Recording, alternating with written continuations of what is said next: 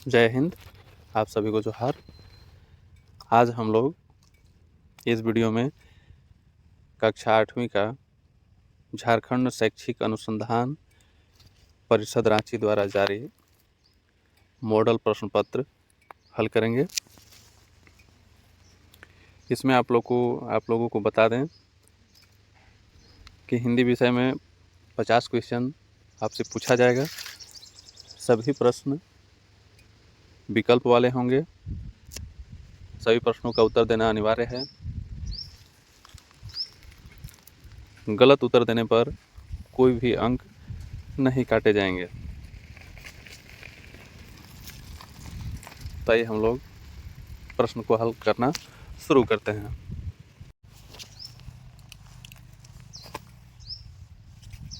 सबसे पहले गद्यांश दिया हुआ है। इस गद्यांश को हम लोग ध्यानपूर्वक पढ़ लेंगे, फिर इसके आधार पर जो क्वेश्चन पूछा है उसको हम लोग बनाएंगे। गद्यांश को पढ़ लिया जाए। कार्निवाल के मैदान में बिजली जगमगा रही थी। हंसी और विनोद का कलनाद गूंज रहा था। मैं खड़ा था उस छोटे फुहारे के पास जहां एक लड़का चुपचाप शरबत पीने वालों को देख रहा था। उसके गले में फटे कुर्ते के ऊपर से एक मोटी सी सूत की रस्सी पड़ी थी और जेब में कुछ ताश के पत्ते थे। उसके मुंह पर गंभीर विषाद के साथ धैर्य की रेखा थी। मैं उसकी ओर न जाने क्यों आकर्षित हुआ। अब इसके आधार पर पहला क्वेश्चन है, कार्निवल के मैदान में क्या जगमगा रहे थे। तो इसमें आपका पैराग्राफ में दिया हुआ है, देख सकते हैं। कार्निवल के मैदान में बिजली जगमगा रही थी, तो इसलिए हम लोग पहला क्वेश्चन का ऑप्शन ए टिक कर लेंगे, बिजली। आगे चलेंगे। दूसरा क्वेश्चन है, कार्निवल के मैदान में लेखक कहाँ खड़ा था। तो इसका भी आंसर आप देख सकते हैं पैराग्राफ में। इसमें लिखा हुआ है कि मैं खड़ा था उस छोटे फुहारे के पास। छोटे फुहारे के पास लेखक खड़ा थे, तो इसलिए दूसरा क्वेश्चन का आंसर हो जाएगा ऑप्शन नंबर सी, छोटा फुहारा। अब आगे चलते हैं हम लोग। अगला क्वेश्चन एक आवेदन पत्र पर आधारित है। आवेदन पत्र प्रधानाध्यापक को लिखा गया है, लेकिन इसमें कहीं खाली स्थान छोड़ दिया गया है, उसको हम लोग को भरना है। सेवा में श्रीमान खाली स्थान महोदय। तो जब प्रधानाध्यापक के पास लिखा जा रहा है तो प्रधानाध्यापक ही होगा। तो ऑप्शन देख लिए, इसमें मैनेजर है, एडिटर है, प्रधानाध्यापक है, डाकपाल है। तो सही आंसर हो जाएगा ऑप्शन सी, प्रधानाध्यापक। आगे हम लोग देखते हैं। उच्च विद्यालय रातू रांची महाशय सविनय खाली स्थान है कि। तो सविनय के बाद निवेदन आता है। ऑप्शन देख लेते हैं, निवेदन, आदेश, अपेक्षा, उपेक्षा। तो इसका सही आंसर हो जाएगा निवेदन। आगे देखते हैं।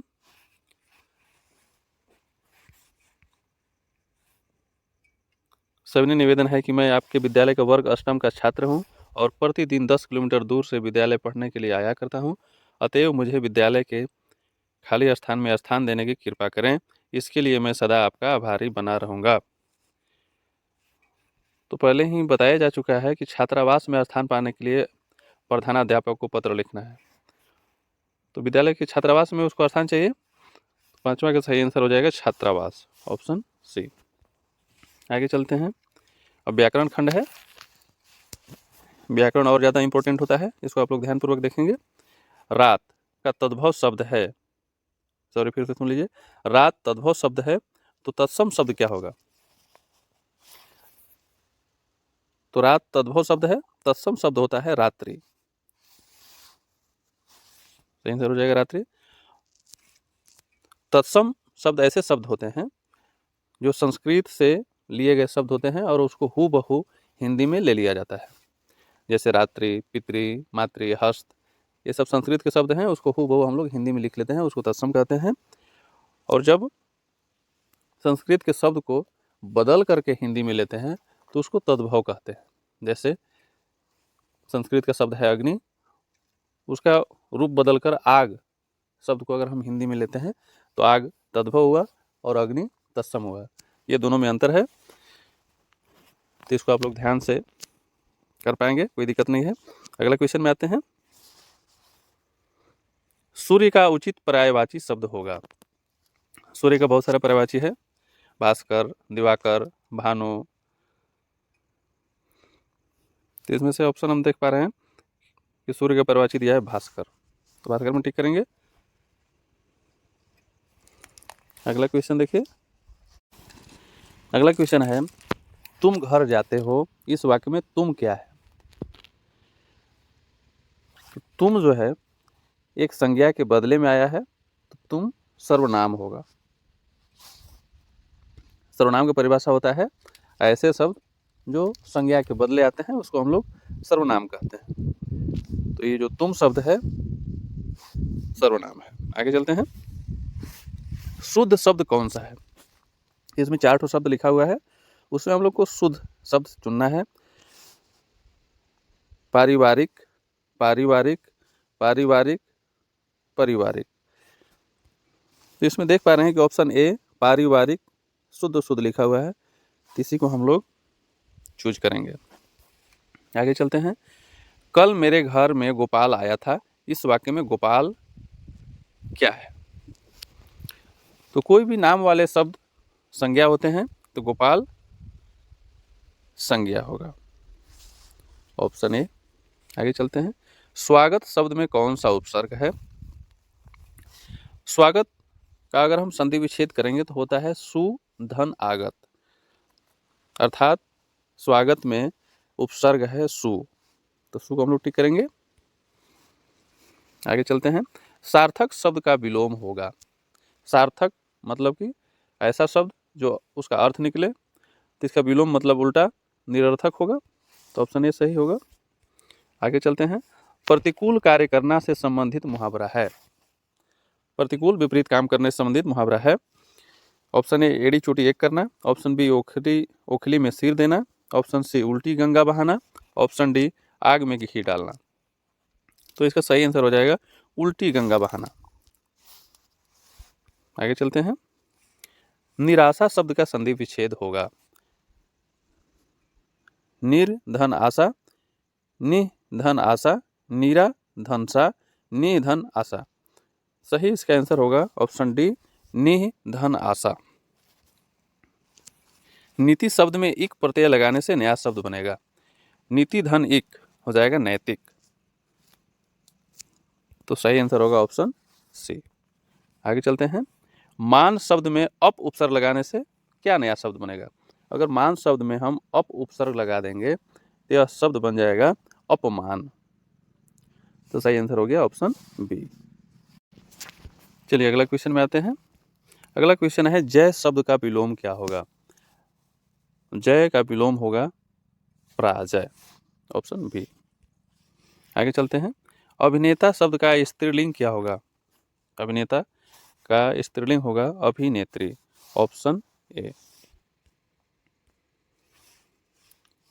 अगला क्वेश्चन, कमला ने रोटी खाई, कारक पहचाने, इसमें कौन सा कारक है?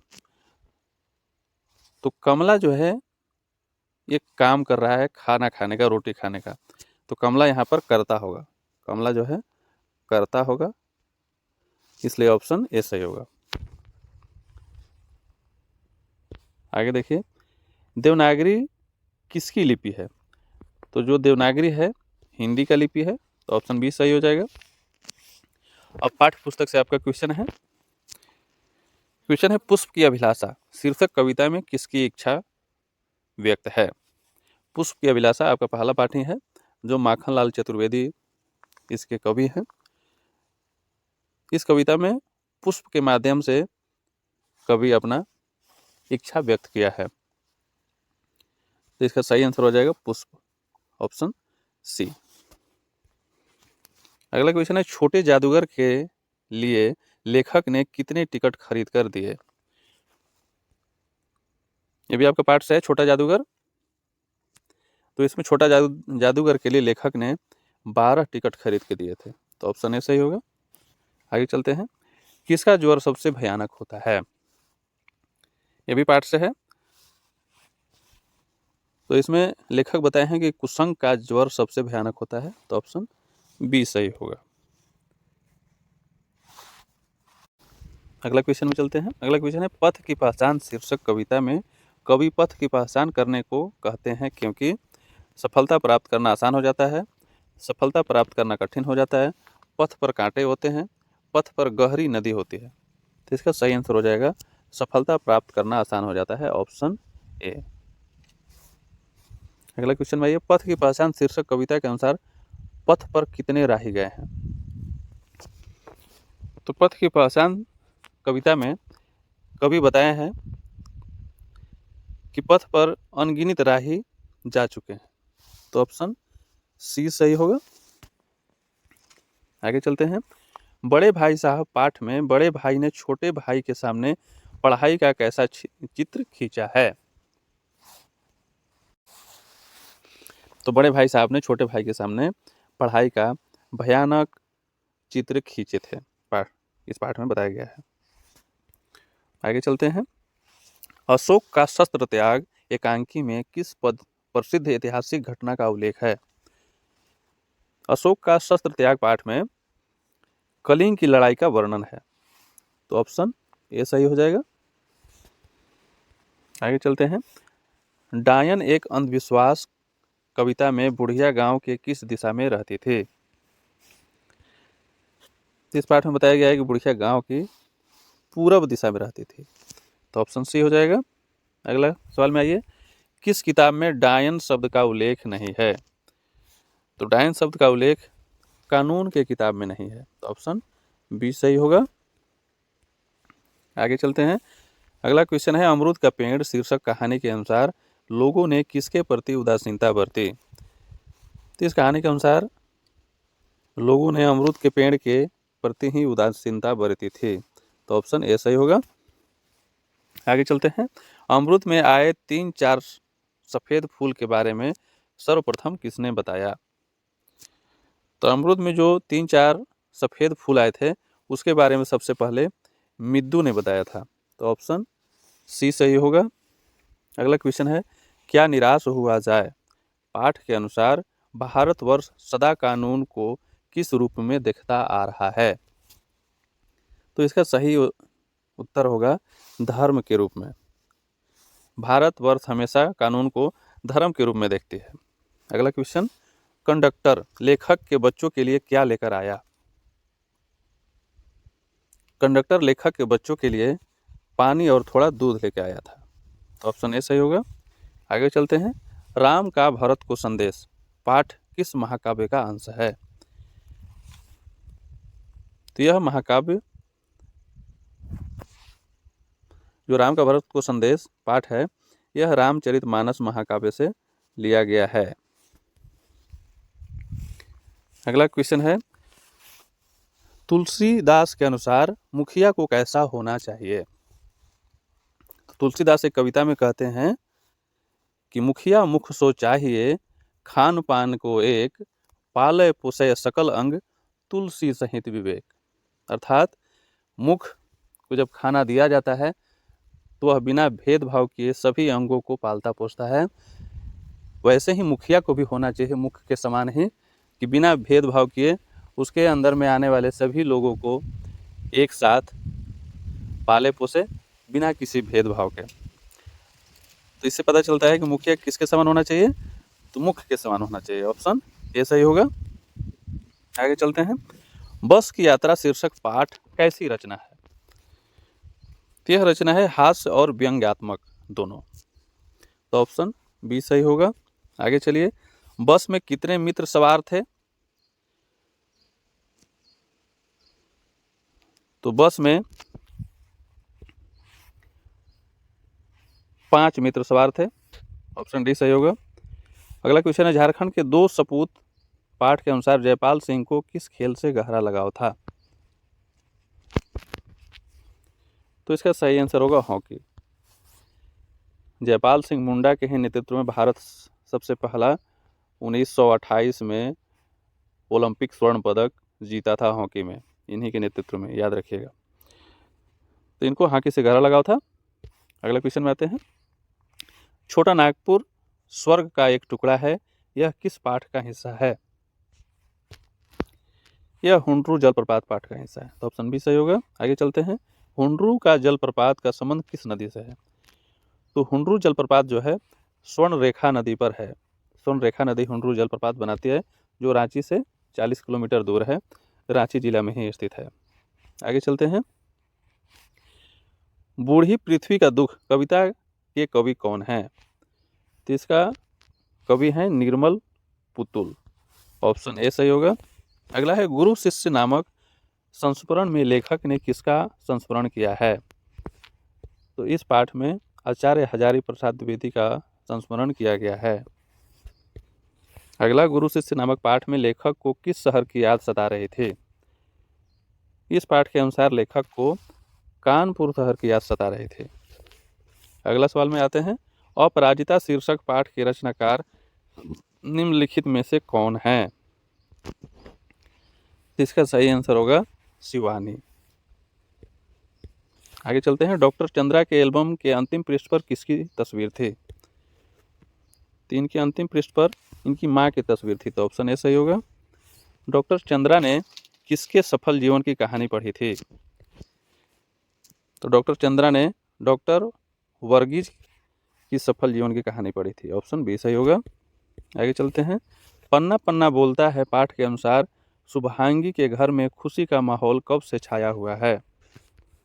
इस पाठ के अनुसार बताया गया है कि खुशी का माहौल सुबह से ही छाया हुआ था, तो ऑप्शन ए सही होगा। अगला है शुभांगी की बुआ क्या बन गई थी? शुभांगी की बुआ IAS अफसर बन गई थी, तो ऑप्शन डी सही होगा। आगे चलते हैं। व्याकरण के प्राचीन ग्रंथ में किसे धर्म स्वभाव कहा गया है?